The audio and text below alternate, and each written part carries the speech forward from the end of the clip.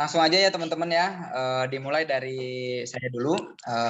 Perkenalan, sebelumnya saya Akbar Mukhtarendong, akan membahas tentang PTK atau penelitian tindakan kelas, yaitu dengan permasalahan yang terjadi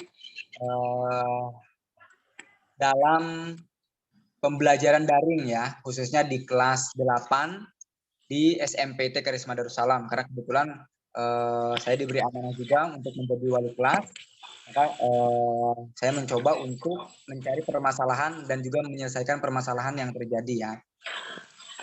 Oke teman-teman, kita awali dengan bersama membaca kalimat al-basmalah. Bismillahirrahmanirrahim. Baik teman-teman, penelitian ini berjudul Problematika Pembelajaran Daring kelas 8 di SMPT Karisma Darussalam.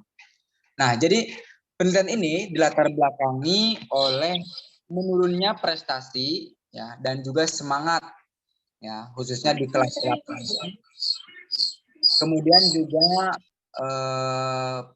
problematika yang terjadi yang selanjutnya yaitu keefektifan proses belajar peserta didik ya, khususnya tadi di kelas 8. Nah, kebetulan teman-teman dalam daring ini ya banyak sekali kendala yang memang terjadi ya teman-teman. Salah satunya yaitu tadi ketidakefektifan dan juga menurunnya semangat belajar dari putra-putri kita, khususnya teman-teman mungkin yang merasakan mengajar ya seperti itu. Nah, teman-teman, model pembelajaran yang diterapkan ya mungkin yang pertama kurang menarik, ya, kemudian juga terasa monoton ya mungkin bagi peserta didik yang menjalankan daring ini khususnya ya. Kemudian juga penyebab selanjutnya adalah permasalahan sarana prasarana pembelajaran di rumah yang mungkin memang kurang mendukung ya ataupun memang kurang memadai. Seperti handphone yang kurang support ya, karena kan otomatis banyak yang dari orang tua atau teman-teman atau anak putra didik peserta didik di rumah itu menggunakan meeting Zoom ya, kemudian juga ada yang menggunakan Google Meet ya ataupun menggunakan WA Group. Nah, kemudian selanjutnya yaitu bisa saja karena jaringan ya yang memang tersedia di wilayahnya tersebut memang kurang bagus ya. Karena kan yang harus kita tanggulangi yaitu salah satunya itu ya teman-teman ya. Nah, kemudian tujuan penelitian ini dilakukan untuk meningkatkan kembali prestasi, semangat dan keefektifan proses belajar mengajar ya khususnya di kelas 8 di SMPT Karisma Darussalam. Kemudian saya dalam penelitian ini menggunakan model penelitian Kurt Lewin ya yang terdiri dari 4 tahap, yaitu perencanaan, pelaksanaan, tindakan, observasi dan refleksi. Peneliti mencoba melakukan perencanaan yang dilanjutkan dengan pelaksanaan tindakan, yang mana peneliti mencoba meningkatkan inovasi dalam proses belajar mengajar agar tidak monoton ya dengan mencoba berbagai model, strategi dan media yang bermacam-macam. Kemudian peneliti juga mencari solusi untuk sarana dan prasarana daring di rumah yang kurang memadai. Kemudian hasil penelitian yang dilakukan menunjukkan kemajuan dan peningkatan semangat belajar pada peserta didik, sehingga berpengaruh terhadap prestasi peserta didik yang meningkat secara signifikan. Kemudian juga terbentuknya milieu belajar daring yang efektif yang didapat dari solusi sarana dan prasarana belajar daring yang mendukung. Nah, mungkin seperti itu ya teman-teman abstrak yang bisa saya sampaikan dalam problematika pembelajaran daring di kelas 8 SMPT Karisma Darussalam. Mungkin itu saja teman-teman yang bisa saya sampaikan. Mungkin nanti dilanjutkan dengan pemaparan dari teman kita yang selanjutnya. Seperti itu teman-teman ya. Terima kasih banyak. Mungkin itu saja. Assalamualaikum warahmatullahi wabarakatuh. Waalaikumsalam warahmatullahi wabarakatuh. Izin mempresentasikan abstrak dari penelitian tindakan kelas atas nama Cici Supia. Di sini Cici mengangkat judul tentang penggunaan model pembelajaran to stay, to stray dalam meningkatkan keterampilan diskusi pada mata pelajaran pendidikan agama Islam kelas 11 SMAN 1 Tegalwaru di Pleret.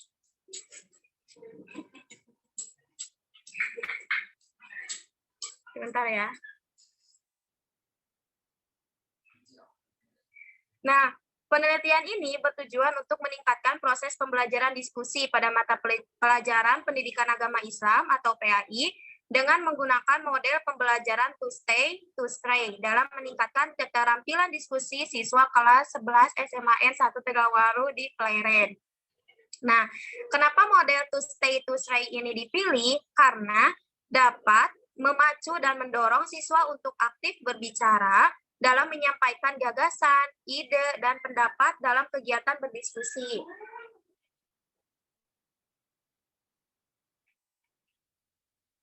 Nah, kenapa saya sendiri tertarik melakukan penelitian tindakan kelas dengan judul ini? Karena seperti yang kita ketahui bahwa keterampilan berbicara itu sangat penting ya, karena kan di dalam kelas itu ada yang namanya interaksi antara guru dengan murid, murid dengan murid, atau murid dengan sumber belajar. Nah, untuk mendukung interaksi itu berjalan dengan baik, pembelajaran itu dengan baik, maka dibutuhkan dengan adanya keterampilan berbicara. Nah, keterampilan berbicara ini dapat dilatih dengan salah satu menggunakan metode diskusi. Nah, metode diskusi ini diambil dengan model atau tipenya itu to stay atau to stray. Nah, penelitian difokuskan pada permasalahan yang berkaitan dengan rendahnya keterampilan siswa dalam kegiatan diskusi. Siswa cenderung merasa malu, kurang berani, dan kurangnya rasa percaya diri dalam mengungkapkan gagasan, ide, pendapat, kritik, atau sanggahan maupun persetujuan pada saat berdiskusi. Dan kurangnya bervariasi penggunaan model pembelajaran dalam kegiatan diskusi. Nah, sehingga untuk mengatasi permasalahan tersebut, peneliti menggunakan penelitian tindakan kelas. Nah, data dalam penelitian ini diperoleh melalui pengamatan, wawancara, tes keterampilan diskusi siswa, catatan lapangan, dan dokumentasi. Kemudian, data dianalisis dengan teknis deskriptif, kualitatif dengan menyajikan data asli berupa catatan lapangan, transkrip wawancara, lembar observasi, lembar penilaian diskusi, dan dokumentasi kegiatan. Nah, itu ya teman-teman. Jadi nanti penelitian itu ataupun data yang diambilnya itu berupa dokumentasi, wawancara, dan nanti ada format penilaian diskusinya. Nah, hasil penelitian yang diperoleh ini kan masih baru ini ya, maksudnya baru apa ya, mengawang-awang gitu maksudnya tuh. Hasil penelitian diperoleh yaitu persentase ketercapaian indikator keterampilan diskusi mengalami peningkatan pada setiap siklus. Kemampuan rata-rata siswa dalam berdiskusi sebelum adanya implementasi tindakan berkategori kurang. Namun setelah dilakukan penilaian tindakan kelas, penelitian tindakan kelas melalui 3 siklus, jadi nanti ada 3 siklus yang pertama itu perencanaan, yang kedua itu pelaksanaan, yang ketiga itu evaluasi. Nah, dapat dikatakan setelah diterapkannya tindakan kelas ini, keterampilan berbicara dalam diskusi siswa mengalami peningkatan yang cukup signifikan. Dibuktikan dengan adanya persentase nilai dari tadi hasil pengamatan, lembar pengamatan diskusi siswa. Mungkin seperti itu teman-teman, abstrak dari judul penelitian tindakan kelas atas nama Cici Supia. Terima kasih. Assalamualaikum warahmatullahi wabarakatuh. Waalaikumsalam warahmatullahi wabarakatuh. Bisa langsung dilanjut ya teman-teman. Sekarang bagian saya gitu ya. Di sini saya mengangkat permasalahan. Cek, kedengeran? Kedengeran kan? Oke, siap. Di sini saya akan mengangkat masalah penelitian tentang kebersihan dari dalam kelas untuk menunjang prestasi siswa gitu. Judulnya adalah usaha menciptakan kelas yang bersih dan sehat dengan menerapkan program bersesi. Bersesi ini adalah singkatan yang nanti saya jelaskan. Diulang, jadi usaha menciptakan kelas yang bersih dan sehat dengan menerapkan program bersesi kepada siswa kelas 11 IPA 3 di Man Karawang. Nah, jadi latar belakang jadi latar belakang masalahnya yaitu di sini saya berfantasi aja gitu kan. Ada kelas, maksudnya ini kan penelitian masih mengawang-awang gitu ya. Jadi saya berfantasi aja ada kelas gitu yang dalam 5 minggu berturut-turut itu mendapatkan predikat kelas terkotor gitu. Nah, ini kan menjadi permasalahan yang sangat serius ya. Kita ketahui bersama-sama juga bahwa kebersihan itu merupakan ya setidaknya bukan faktor utama, tapi merupakan salah satu faktor yang istilahnya membuat kenyamanan belajar mengajar oleh siswa dan juga pengajar, dan juga nantinya akan berpengaruh gitu, walaupun tidak berpengaruh besar gitu, walaupun ada faktor yang lain, tapi akan menunjang juga prestasi yang cukup signifikan untuk para peserta didik yang ada di kelas ini gitu. Nah, permasalahannya adalah kelas ini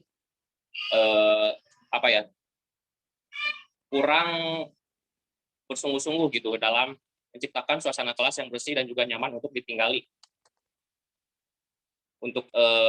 Sehingga kelas itu kemudian mendapatkan predikat kelas terkotor selama 5 minggu berturut-turut.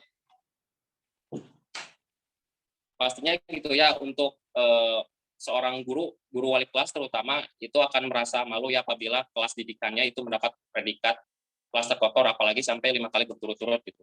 Nah, oleh karenanya di sini saya berperan sebagai peneliti dan juga guru wali kelas, ingin gitu ya sedikit mengevaluasi dan juga membenahkan diri dan juga mengkoordinasi para siswa yang ada di kelas ini untuk selalu bekerja sama dalam menjaga kebersihannya gitu, dengan menerapkan program bersesi yang oleh peneliti rancang gitu.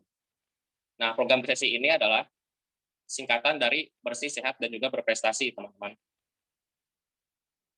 Jadi nanti program yang akan diterapkan dalam program bersesi ini, hal-hal yang akan diterapkan dalam program bersesi ini diantaranya yang pertama yaitu guru wali kelas akan menyusun daftar piket kelas yang akan dilaksanakan siswa dari hari Senin hingga Jumat.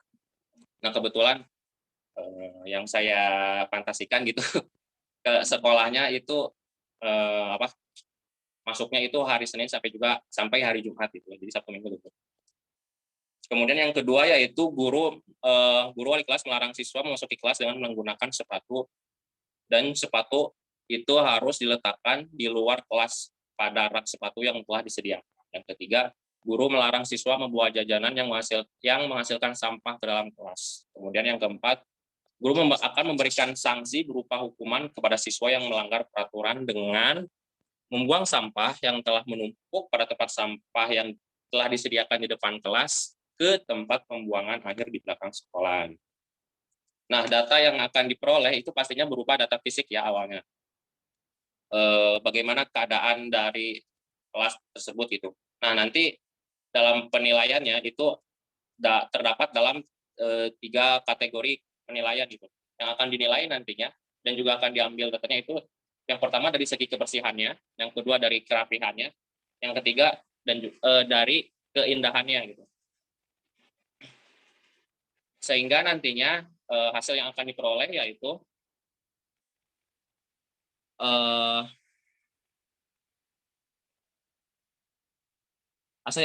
nantinya peserta didik kelas 11 IPA 3 Man Karawang itu berhasil berbenah diri dalam menjaga kebersihan kelasnya sehingga tidak lagi mendapat julukan sebagai kelas terkotor. Nah, gitu. Jadi peneliti berharap gitu tujuannya nanti setelah dilaksanakannya penelitian ini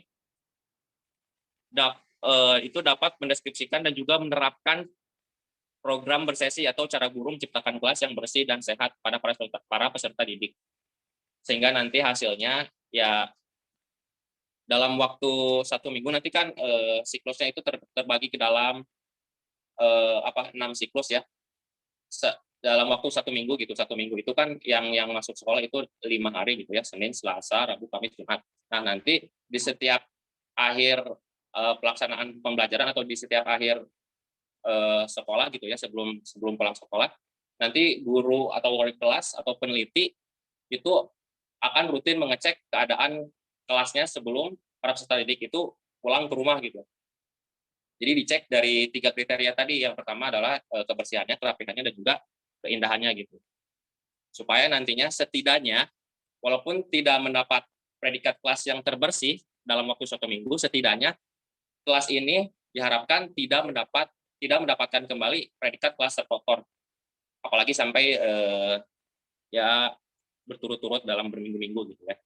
Nah, sekian sih teman-teman penelitian tindakan kelas yang masalah yang akan saya angkat ini. Kemudian saya persilakan kepada peserta berikutnya. Silakan. Baik, bismillahirrahmanirrahim. Assalamualaikum warahmatullahi taala wabarakatuh. Di sini saya akan mengambil masalah tentang keberhasilan dalam pembelajaran. Judulnya tentang penerapan metode blended learning untuk meningkatkan hasil belajar. Nah, permasalahan dalam isi penelitian ini adalah tentang pencapaian hasil belajar siswa selama ini yang masih relatif rendah. Dikarenakan siswanya kurang antusias dalam mengikuti kegiatan pembelajaran. Untuk meningkatkan hasil belajar siswa, dirasa perlu mencoba metode pembelajaran baru dari sebelumnya, yaitu metode pembelajaran blended learning. Nah, hasil penggunaan metode pembelajaran blended learning ini menunjukkan keberhasilan dalam meningkatkan pembelajaran siswa. Nah, jadi begini, setelah saya melakukan penelitian ke salah satu sekolah, ternyata di sana masih ada kendala dalam kegiatan pembelajaran gitu.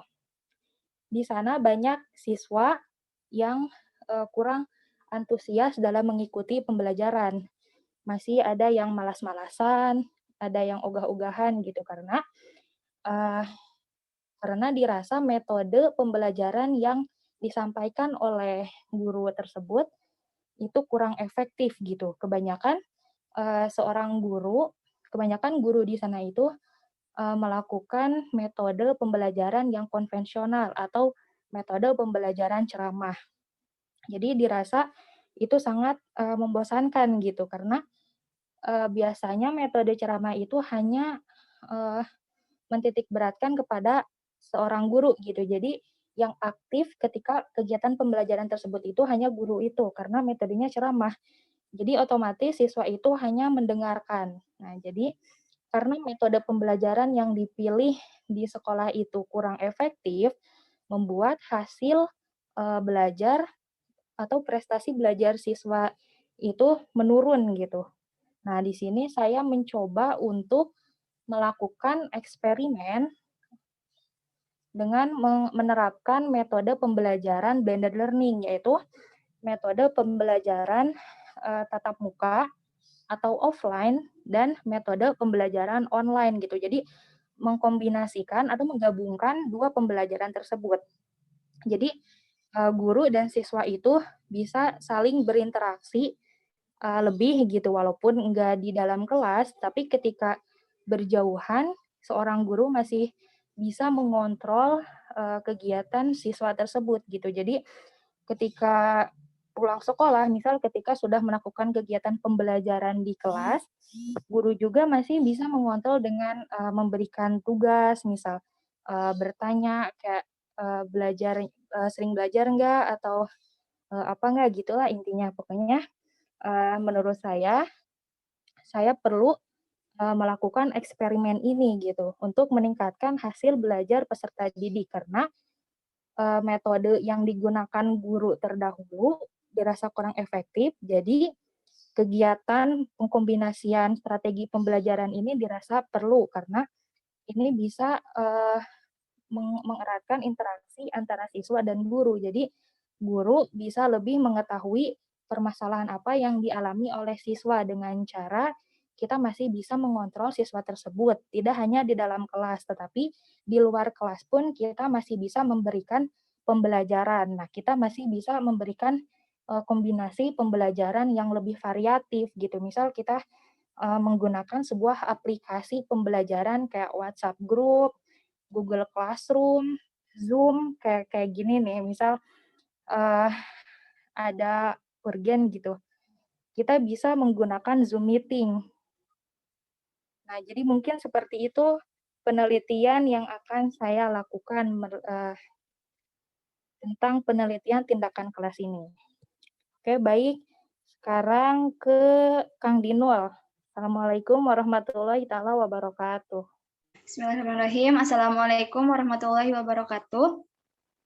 Nah, teman-teman, di sini penelitian tindakan kelas kali ini saya mengambil masalah tentang bagaimana upaya meningkatkan hasil belajar siswa dengan menggunakan metode make a match pada mata pelajaran PAI di SMP. Nah, penelitian ini bertujuan untuk mengetahui apakah metode make a match ini dapat meningkatkan hasil belajar siswa pada mata pelajaran PAI di kelas 9 SMP SFN 1 Pleret. Nah, dalam penelitian ini, peneliti menggunakan teori hasil belajar menurut Hamalik, yaitu di mana hasil belajar merupakan terjadinya perubahan pada diri siswa yang dapat diukur dari pengetahuan, sikap, dan keterampilan. Nah, diketahui bahwa kondisi siswa kelas 9 di SMP 1 Pleret ini pada saat mata pelajaran PAI ini kurang antusias dalam melakukan pembelajaran PAI, dan juga metode yang digunakan oleh guru tersebut sangat monoton, seperti metode ceramah yang hanya menitik beratkan atau hanya fokus kepada gurunya, dan juga metode diskusi yang kadang-kadang hanya beberapa siswa yang aktif dalam diskusi tersebut.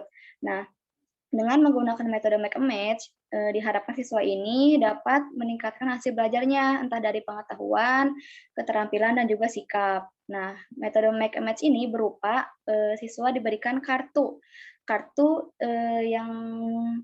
yang berupa soal dan jawaban. Nah, siswa dibagi ke dalam dua kelompok.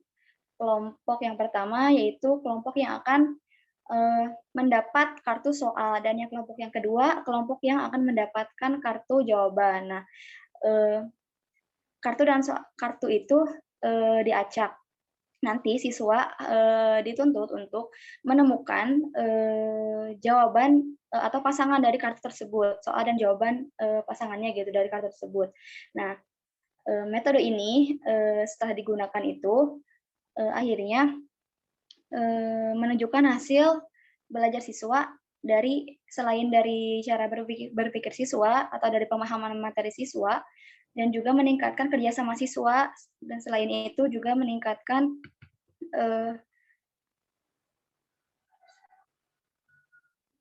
keterampilan siswa. Nah, jadi setelah menggunakan metode make a match ini, hasil belajar siswa meningkat baik dari pengetahuan, sikap, dan juga keterampilannya. Jadi awalnya siswa itu hanya guru memberikan metode ceramah, dan siswa itu terlihat bosan dan juga tidak antusias. Dan saat diberikan metode diskusi, hanya beberapa siswa yang aktif, jadi sehingga guru tidak dapat menilai secara keseluruhan dari sikap maupun keterampilannya serta pengetahuannya. Nah, dengan menggunakan metode ini, terlihat bagaimana siswa mencari berpikir tentang materi pembelajaran, dan juga bagaimana dia berinteraksi dengan sesamanya, dan juga bagaimana siswa itu bekerja sama dengan temannya dalam mencari jawaban dan juga pasangan dari soal tersebut. Nah, mungkin seperti itu teman-teman penelitian tindakan kelas dari saya. Terima kasih. Wassalamualaikum warahmatullahi wabarakatuh. Bismillahirrahmanirrahim. Assalamualaikum warahmatullahi wabarakatuh. Waalaikumsalam warahmatullahi wabarakatuh. Di sini saya membuat penelitian tentang upaya meningkatkan prestasi belajar peserta didik menggunakan metode reading guide dalam pembelajaran Al-Quran Hadis, pokok bahasan berkompetisi dalam kebaikan di MA Al-Aliyah Cikampek. Adapun abstraknya yaitu penelitian ini bertujuan untuk meningkatkan prestasi belajar peserta didik dengan menggunakan metode pembelajaran reading guide pada pembelajaran Al-Quran Hadis, pokok bahasannya yaitu berkompetisi dalam kebaikan. Nah, penelitian ini merupakan penelitian tindakan kelas atau classroom action research yang dilaksanakan dalam 2 siklus. Subjek penelitian ini yaitu siswa kelas 11 IPS 1 semester genap di MA Al-Aliyah Cikampek.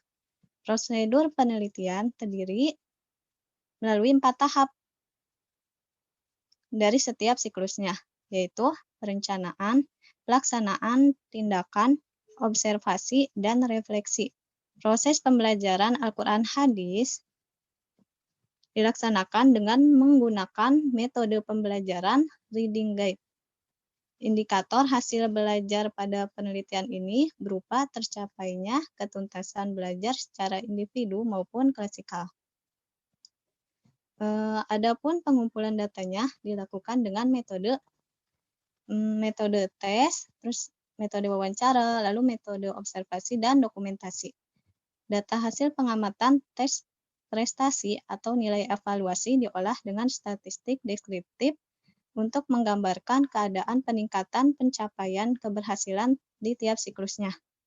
Hasil penelitian ini menunjukkan bahwa keberhasilan penerapan metode reading guide dalam pembelajaran Al-Quran Hadis, pokok bahasan berkompetisi dalam kebaikan, yang ditunjukkan dengan adanya peningkatan prestasi belajar peserta didik. Pada proses pembelajaran prasiklus, pembelajaran yang terjadi di kelas belum cukup kondusif.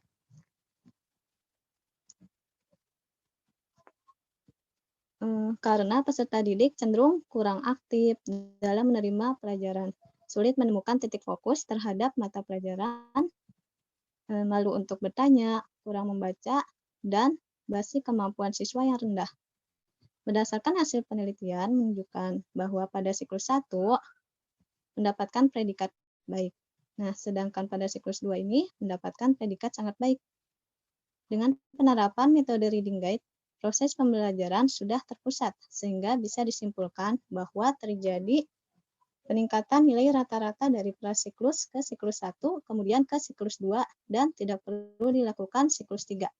Mungkin itu saja teman-teman yang dapat saya sampaikan. Wassalamualaikum warahmatullahi wabarakatuh. Assalamualaikum warahmatullahi wabarakatuh. Waalaikumsalam warahmatullahi wabarakatuh.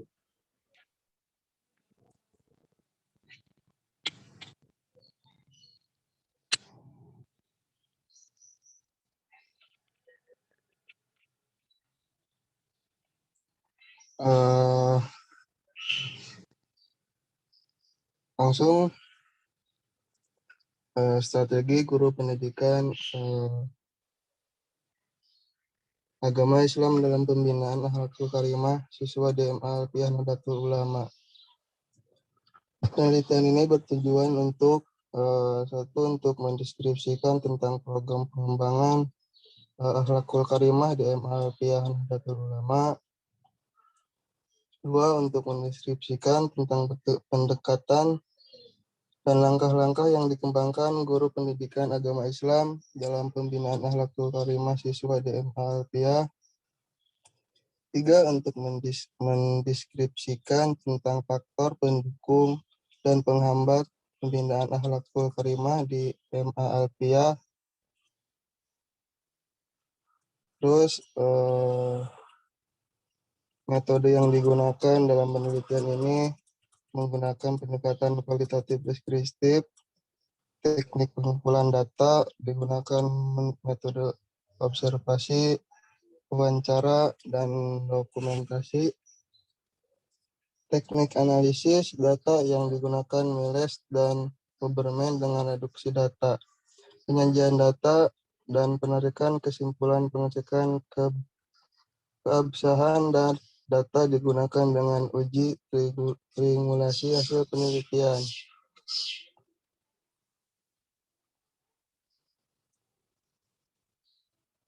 Program pengembangan akhlakul karimah meliputi hubungan pada sesama dengan terbiasa berperilaku sopan,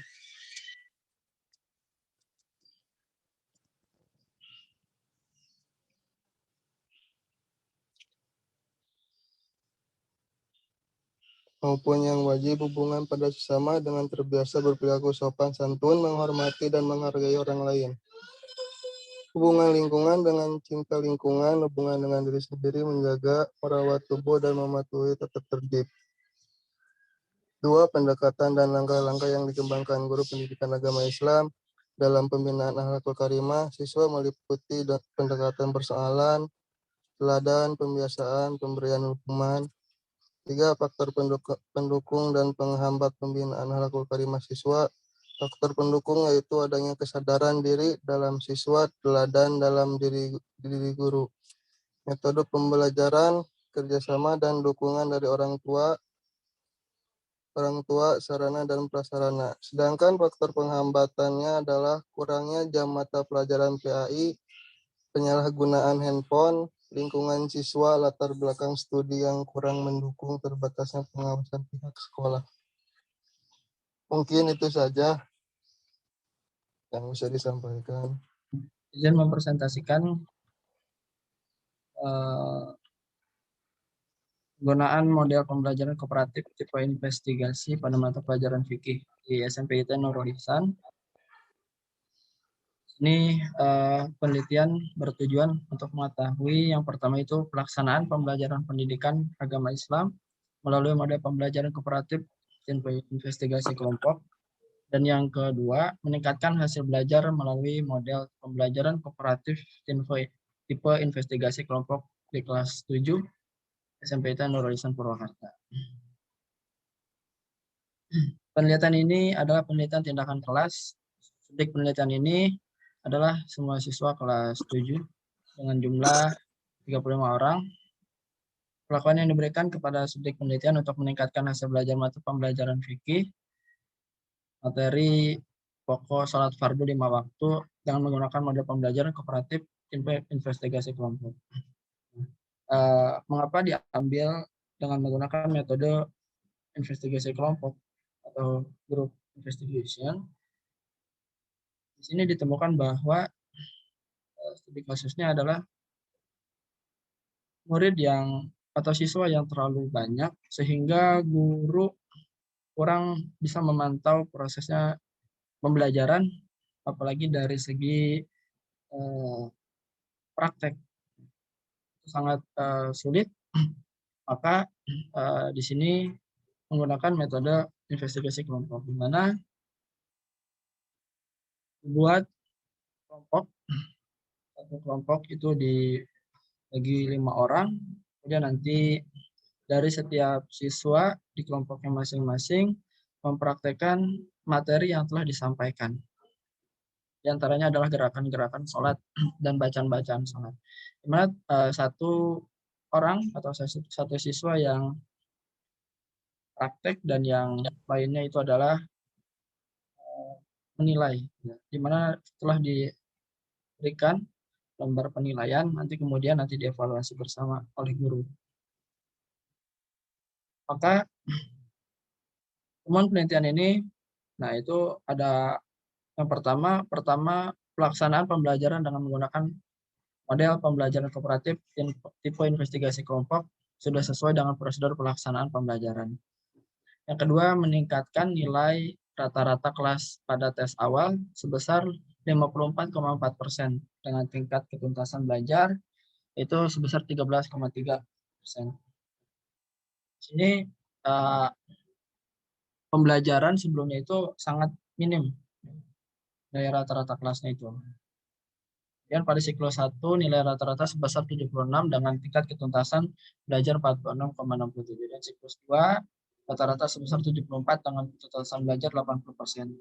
Sehingga digunakannya model pembelajaran komparatif investigasi kelompok ini bisa memberikan ketuntasan belajar hingga 80%.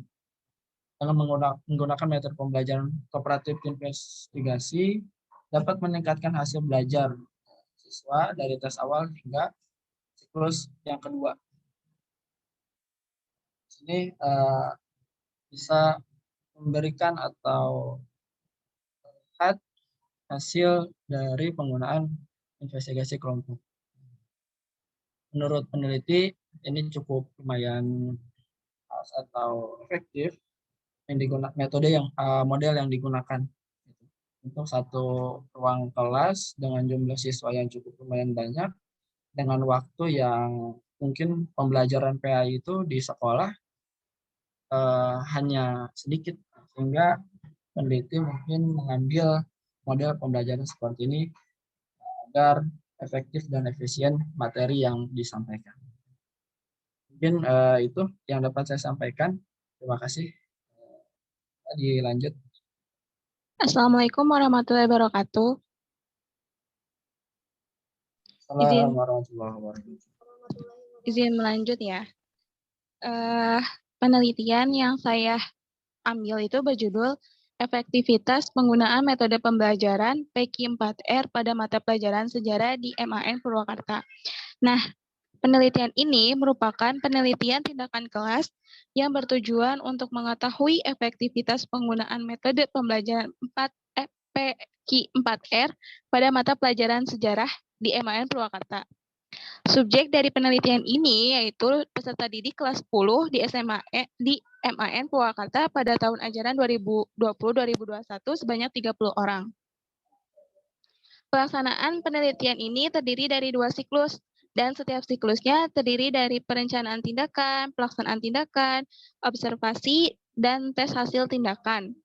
Peneliti melakukan penelitian ini berkolaborasi dengan guru-guru sejarah di sekolahnya. Nah, proses pengumpulan data dilakukan dengan mengobservasi data hasil belajar peserta didik sebelum menerapkan metode pembelajaran PECI 4R dan hasil belajar peserta didik setelah menerapkan metode pembelajaran PECI 4R. Dari hasil penelitian sebelumnya, hasil belajar peserta didik pada mata pelajaran sejarah hanya 30% siswa yang berada di atas rata-rata atau KKM dan 60% peserta didik memiliki nilai di bawah rata-rata. Mengapa saya memilih metode pembelajaran PECI 4R dalam mata pelajaran sejarah? Karena mata pelajaran sejarah ini kan membutuhkan penghafalan yang benar-benar. Nah, jadi menurut peneliti, metode ini sangat efektif diterapkan dalam pembelajaran sejarah. Karena metode pembelajaran PECI 4R ini menuntut siswa untuk dapat mereview question, reading, reflect, relate, dan review. Nah, review ini adalah proses di mana peserta didik itu harus membaca bahan bacaannya, lalu dia membuat pertanyaan atau question, kemudian mencoba untuk menjawab pertanyaan tersebut dengan membaca bahan bacaan secara menyeluruh. Saat membaca, pembaca juga harus melakukan proses refleks dan menulis ulang. Relate, informasi yang penting yang didapat saat membaca, dan terakhir adalah proses mengkaji ulang bacaan review. Jadi, menurut saya, metode pembelajaran ini sangat efektif digunakan ketika dalam mata pelajaran sejarah. Mungkin sekian dari saya. Assalamualaikum warahmatullahi wabarakatuh. Izin melanjutkan presentasi abstrak penelitian tindakan kelas saya berjudul penggunaan metode pembelajaran ceramah serta resitasi dan media audiovisual dalam rangka meningkatkan motivasi belajar siswa pada pembelajaran SKI di kelas 8 MTS Kabupaten Jatiluhur. Penelitian tindakan kelas ini secara khusus bertujuan untuk satu mendeskripsikan aktivitas peserta didik, dua mendeskripsikan pengelolaan pembelajaran oleh guru, dan tiga mengetahui hasil belajar peserta didik yang mengacu pada metode pembelajaran ceramah serta resitasi serta mengkolaborasikan dengan media audiovisual pada kelas 8 di MTS Kabupaten Jatiluhur. Penelitian ini dilatar belakangi oleh munculnya asumsi bahwa materi sejarah kebudayaan Islam berisikan cerita masa lalu menyebabkan materi pelajaran tersebut kurang diminati oleh peserta didik. Maka pelajaran sejarah justru hanya dipandang sebagai pelengkap pembelajaran saja baik oleh peserta didik maupun oleh pendidik. Waktu yang disediakan pun terbatas. Ini terbukti dengan jam pelajaran untuk sejarah kebudayaan Islam di sekolah hanya mendapat 2 porsi 2 jam per minggu.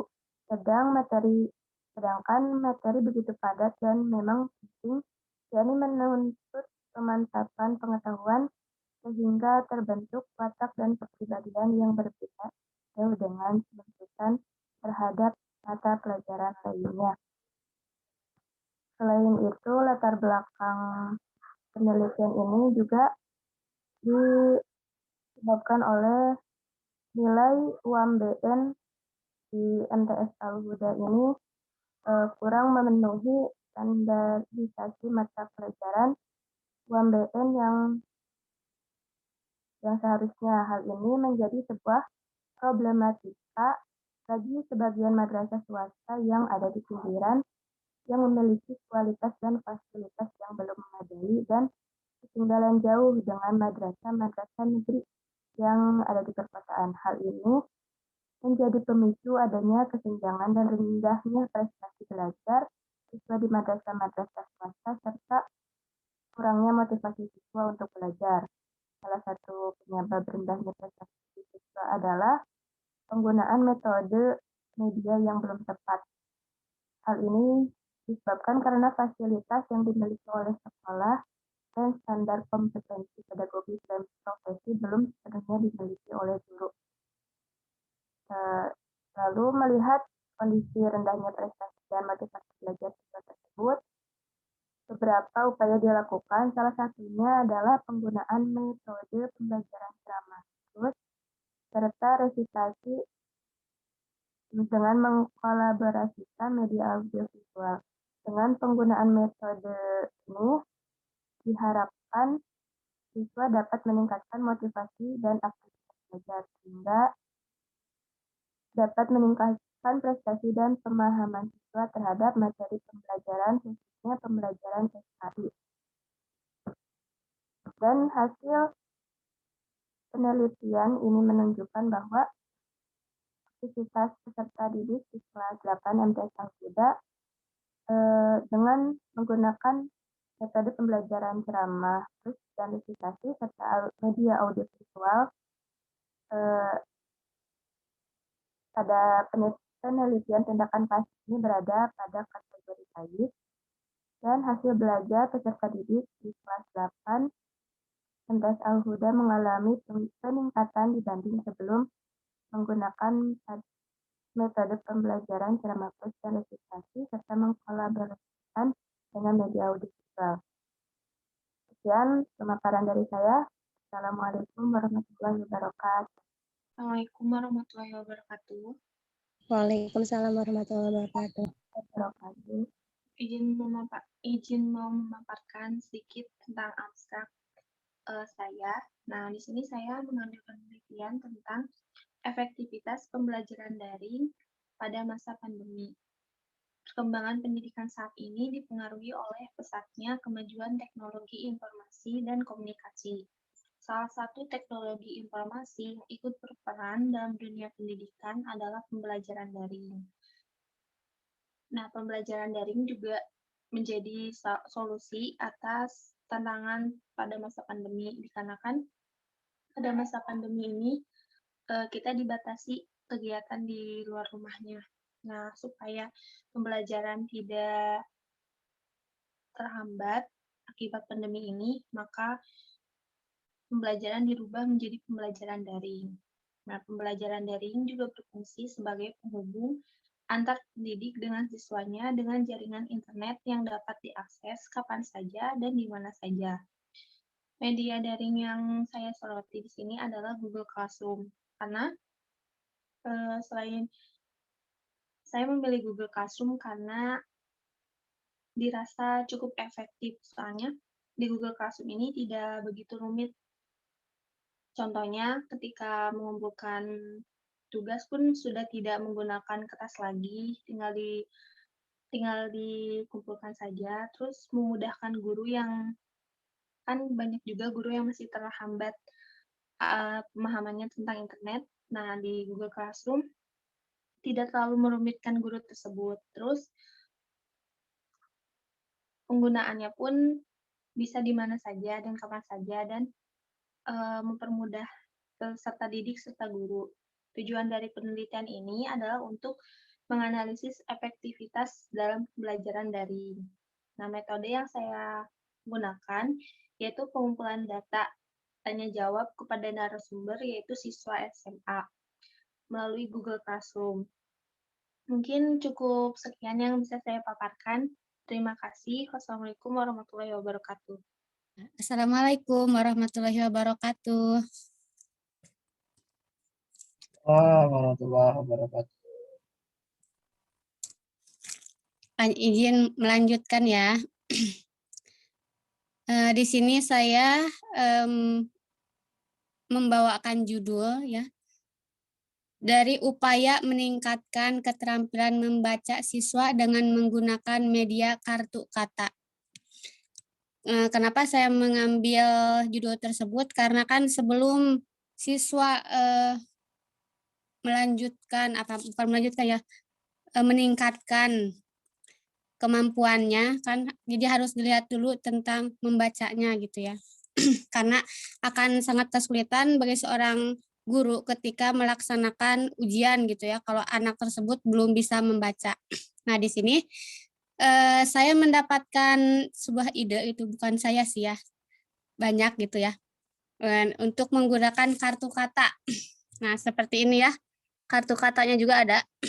Nah, karena kemampuan membaca permulaan siswa di kelas 4 MI Kecamatan Tegalwaru itu belum optimal ya, masih ada beberapa siswa yang harus menerima bimbingan ekstra dalam membaca. Ini sudah kelas 4 tapi belum bisa membaca, kan kasihan juga gitu ya.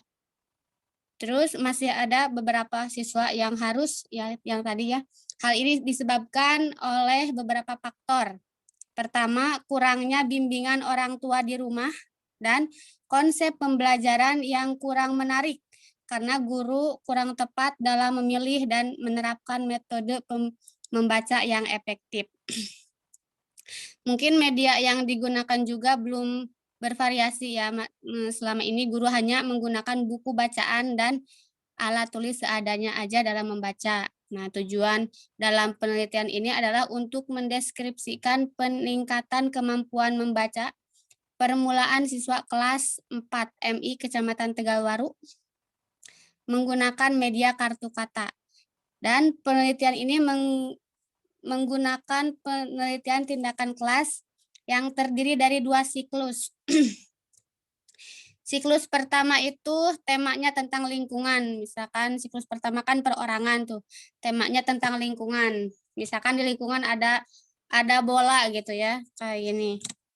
Nah, ini ada BOLA gitu ya. Jadi kan anak mah kalau misalkan dikasih gambar-gambar gitu cepat gitu ya cara menangkapnya.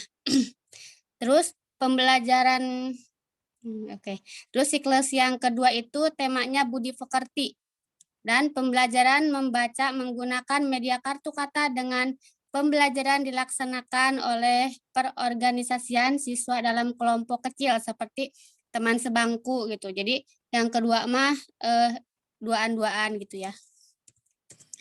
Terus subjek penelitian ini adalah siswa kelas 4 MI Kecamatan Tegalwaru, Kabupaten Purwakarta dengan jumlah siswa 10 anak. Ya. Mengumpulkan data dalam penelitian ini adalah wawancara, observasi, dan tes. Hasil penelitian ini menunjukkan bahwa penggunaan media kartu kata terbukti dapat meningkatkan kemampuan membaca permulaan siswa kelas 4 MI Kecamatan Tegalwaru, Kabupaten Purwakarta dengan pembelajaran yang asik dan menarik, membuat siswa semangat dan happy, sehingga nilai siswa meningkat dari rata-rata 5,60 menjadi 86,32, yakni meningkat 15% ya. Sesuai dengan kriteria yang ditentukan, maka peningkatan ini tergolong baik ya, menggunakan media kartu kata yang didukung media pembelajaran yang relevan, juga berdampak pada peningkatan aktivitas dan kreativitas siswa dalam proses pembelajaran. Nah, saran pada penelitian ini adalah guru hendaknya pandai memilih media yang tepat dan efektif dalam melaksanakan pembelajaran membaca permulaan. Guru hendaknya sering komunikasi dengan orang tua dan kerjasama supaya bisa dibantu untuk tetap membimbingnya di rumah. Guru hendaknya menggunakan media kartu kata karena dapat meningkatkan kemampuan membaca siswa, karena dengan kartu kata ini siswa happy dalam belajar membaca. Jadi boleh untuk teman-teman mungkin yang mengajar SD atau TK ya, bisa diterapkan menggunakan kartu kata ini. Jadi disemangatin lagi gitu ya. Mungkin itu saja pemaparan abstrak dari saya. Assalamualaikum warahmatullahi wabarakatuh. Izin melanjutkan ya teman-teman. Assalamualaikum warahmatullahi wabarakatuh. Waalaikumsalam warahmatullahi wabarakatuh. Di sini saya mengambil judul penerapan metode mind mapping pada mata pelajaran sejarah kebudayaan Islam untuk meningkatkan hasil belajar siswa kelas 8A di MTS Darul Hikmah Sukawangi. Nah, teman-teman, tentu saja penelitian ini membahas tentang penerapan metode mind mapping ya dalam pembelajaran sejarah kebudayaan Islam. Nah, penelitian ini, mohon maaf, penelitian ini dilatar belakangi karena rendahnya hasil belajar siswa pada mata pelajaran sejarah kebudayaan Islam dalam materi Daulah Abbasiyah Membangun Peradaban Islam, yaitu para siswa mendapatkan rata-rata nilai 60 gitu. Hal tersebut dikarenakan karena siswa kurang memperhatikan dan kurang konsentrasi. Kemudian guru juga masih memakai metode ceramah yang kurang menarik dan membosankan, sehingga siswa hanya menerima informasi dari guru saja, kemudian hanya menjadi pendengar yang pasif, dan akibatnya penguasaan pada konsep belajar tidak optimal sehingga hasil belajar siswa rendah. Mengapa mengambil metode mind mapping? Karena peneliti merasa bahwa metode mind mapping itu dapat membantu siswa dalam pembelajaran sejarah kebudayaan Islam untuk gampang mencerna, kemudian berkomunikasi, menjadi lebih aktif dan kreatif, lebih bisa menyelesaikan masalah secara kompleks. Nah, tujuannya yaitu untuk mengetahui keterlaksanaan metode mind mapping dalam meningkatkan hasil belajar siswa pada setiap siklus dan mengetahui motivasi belajar siswa di kelas 8A MTS Darul Hikmah Sukawangi melalui penerapan metode mind mapping ini. Metode yang digunakan dalam penelitian ini maksudnya yaitu metode penelitian tindakan kelas atau PTK. Penelitian dilaksanakan dalam 2 siklus. Nah, tiap siklus terdiri dari perencanaan, pelaksanaan tindakan, pengamatan, dan refleksi. Adapun metode pengumpulan datanya melalui tes, observasi, atau pengamatan dan dokumentasi.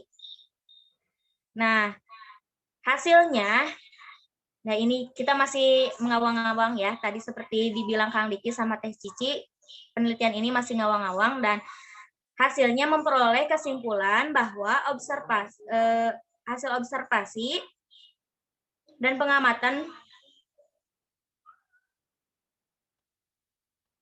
jadi melalui metode mind mapping dapat meningkatkan hasil belajar siswa. Mungkin itu saja yang dapat saya sampaikan. Wassalamualaikum warahmatullahi wabarakatuh. Assalamualaikum warahmatullahi wabarakatuh. Waalaikumsalam warahmatullahi wabarakatuh. Izin melanjutkan terkait abstrak atas nama Siti Fatimah dengan judul Upaya Peningkatan Hasil Belajar Menghafal Juz 30 melalui metode drill pada siswa kelas 6 SD ITA Rahman tahun ajaran 2020-2021.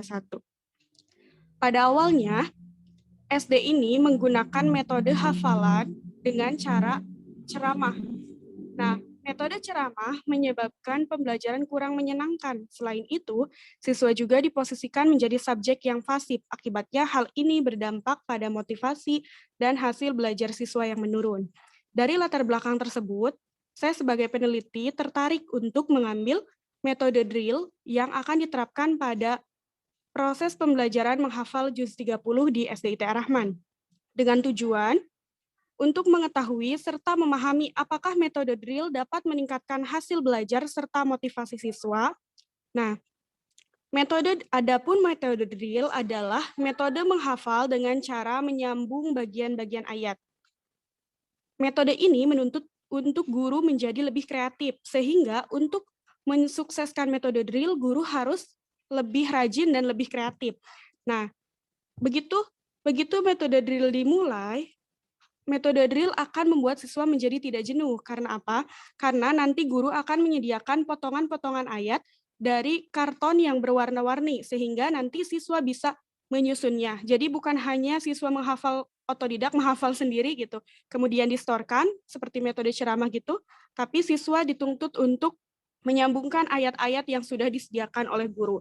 Nah, dengan demikian, metode yang seperti itu juga dapat menambah daya ingat siswa, karena selain itu, siswa juga bisa melihat warna-warna yang terdapat di kertas origami tersebut. Kemudian, PTK ini dilaksanakan dalam 2 siklus. Siklus yang pertama adalah siklus pengenalan dan percobaan terhadap metode drill. Nah, pada siklus kedua adalah siklus penerapan metode drill yang sesungguhnya.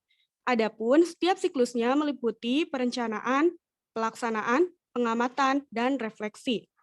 Adapun pengumpulan data dalam penelitian ini ialah menggunakan observasi dan tes. Dan untuk menghitung kenaikan dari hasil belajar antara metode ceramah dan drill tadi, itu dihitung menggunakan deskripsi kualitatif dengan jenis persentase. Nanti kita bisa menghitung berapa persen kenaikannya saat menggunakan ceramah, kemudian diganti menjadi metode drill. Nah, hasil dari penelitian ini menunjukkan bahwa metode drill dapat meningkatkan hasil belajar Juz 30 pada siswa kelas 6 SD ITA Rahman. Hal ini dibuktikan dengan hasil pembelajaran yang meningkat. Pada awalnya hanya terdapat 27 siswa yang telah mencapai ketuntasan belajar dan 8 siswa belum tuntas dalam belajar. Kemudian setelah metode drill dilakukan dengan sempurna, yaitu pada siklus 2, siswa yang mencapai ketuntasan mengalami peningkatan menjadi 32, dan 3 siswa yang belum tuntas dari jumlah keseluruhan 38 siswa. Dengan demikian, dapat disimpulkan bahwa metode drill sangat efektif untuk meningkatkan hasil belajar Juz 30. Mungkin cukup sekian dari saya. Wassalamualaikum warahmatullahi wabarakatuh. Izin melanjutkan ya. Assalamualaikum warahmatullahi wabarakatuh. Saya Syara Farunisa, izin mempresentasikan abstrak saya yang berjudul Model Discovery Learning untuk meningkatkan prestasi belajar fikih bagi siswa kelas 7 di MTS Darul Ma'arif Pasawahan tahun pelajaran 2001-2002. Masalah dalam penelitian tindakan kelas ini dikarenakan hasil belajar fikih yang masih rendah. Rendahnya nilai siswa dikarenakan pembelajaran yang dilakukan oleh guru terlalu monoton, serta guru jarang menggunakan model pembelajaran yang bervariasi. Tujuan dari penelitian ini adalah untuk mendeskripsikan apakah melalui model discovery learning dapat meningkatkan hasil belajar fikih. Metode yang dilakukan adalah penelitian tindakan kelas ini dilakukan dengan 4 tahap, yaitu perencanaan, tindakan, pengamatan, dan refleksi.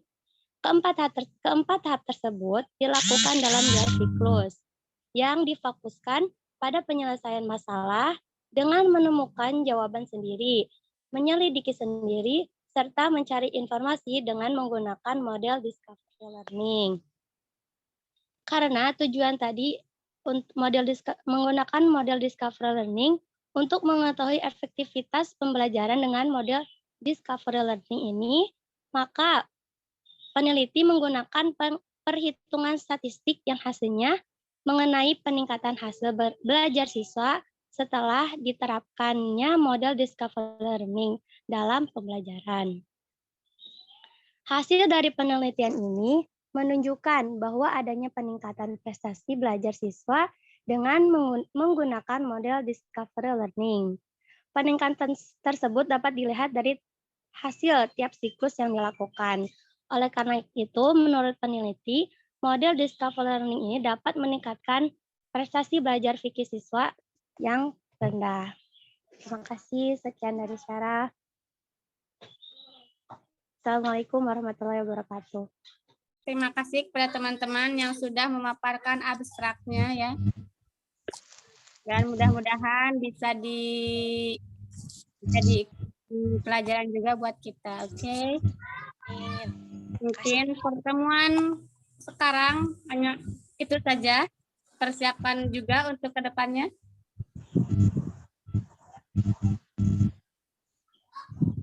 Sekian, saya mohon maaf bila ada kata-kata yang salah. Wassalamualaikum warahmatullahi wabarakatuh.